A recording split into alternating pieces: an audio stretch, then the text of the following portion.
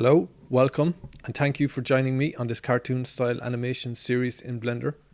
Today I will be beginning with this scene, and it's provided along with the course. It's called Museum Scene, Post Character Material 1, and you'll find everything you need to follow along in this file. Okay, so if I come up here to the outliner, as you can see, all the objects that are in the scene are listed in here. If I left select the lamp, for example, and come down to the layer tabs, which are down here, you can see that the first layer is highlighted a little orangey yellow. Okay, so if I left click this layer and scroll out, I will find the lamp. So here's the lamp here. Again, if I come over to the properties panel, you can see I currently have the lamp set to a sun lamp and some settings along with it that I'm going to be using for this course.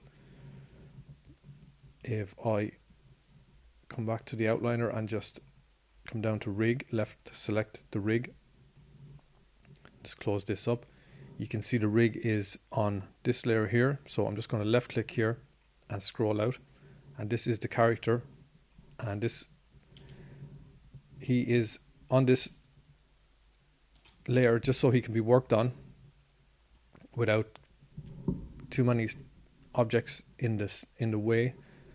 Okay, so if I'm just going to select this cube here just to show you the material I have in the scene. So if I come over here to the material tab, again I have a material set up for all the objects in the scene based loosely on this one here. So I have a toon shading and some settings down here.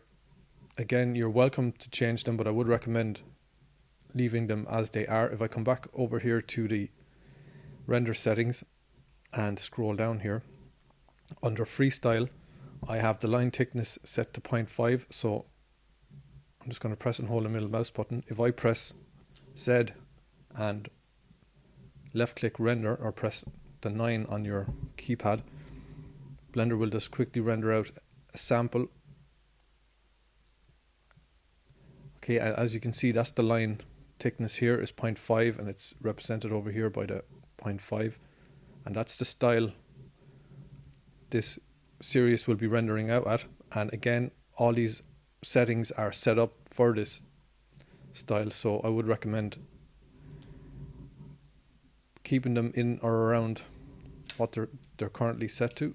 Okay, so that's basically the scene and the objects and the layers. So thanks for watching this introduction.